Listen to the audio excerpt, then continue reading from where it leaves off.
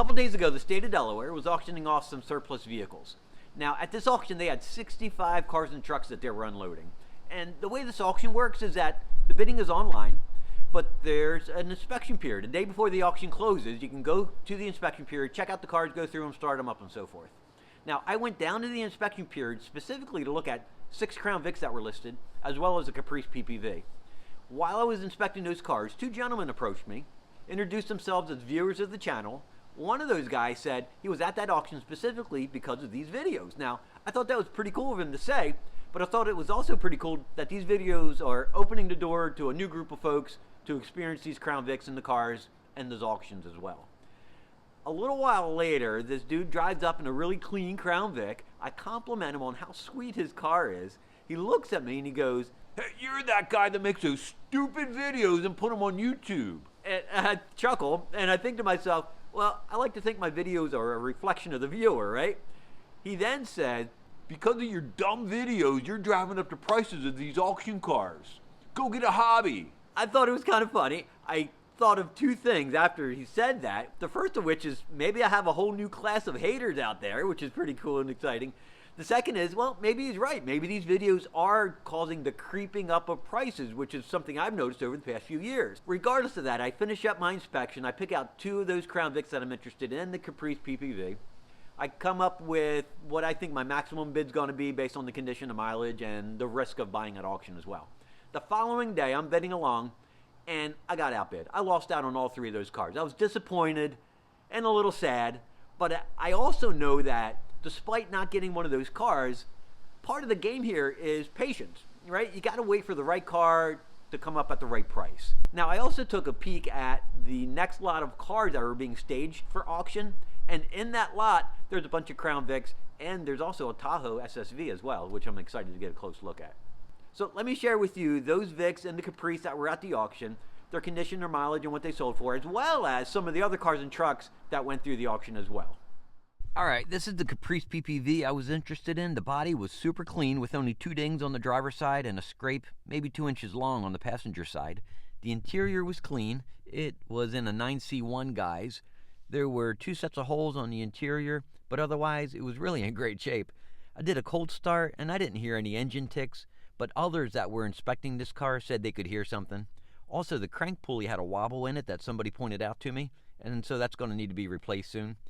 Selling at just short of $9 grand was a nice price considering the condition of the car, and especially if the buyer can do the delete on the displacement on demand themselves.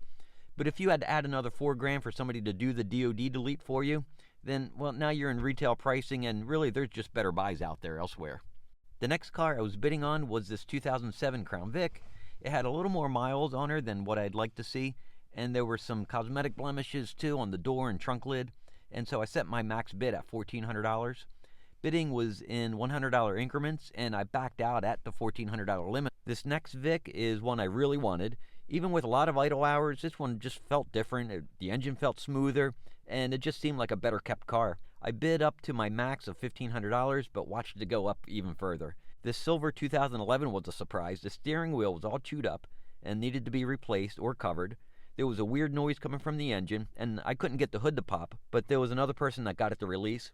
The listing said it had an exhaust leak and that the final bidding on this car was about double that of the other Vics. Number 905 just had too many cosmetic flaws along the passenger side of the car, as well as on the front fascia, plus it had a ton of idle hours.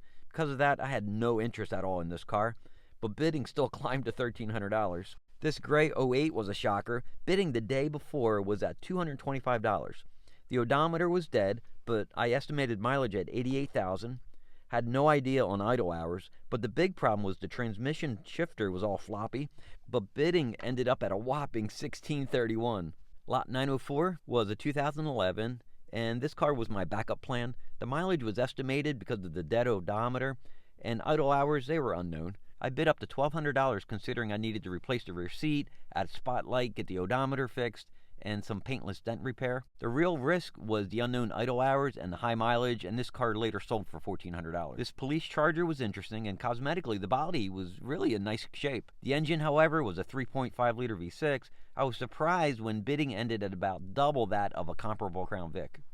There were 3 Dodge Avengers at this auction. Now, I had bought one of these cars last summer, and really it's been a pleasant surprise. I paid $15.50 for my car, but it also has about double the mileage as these Avengers. In the time that I had my Avenger, I'd only had to replace the battery for it. Really, anytime I could spend only $1,500 and get a good driving and looking car where everything works, well, I'm pretty happy.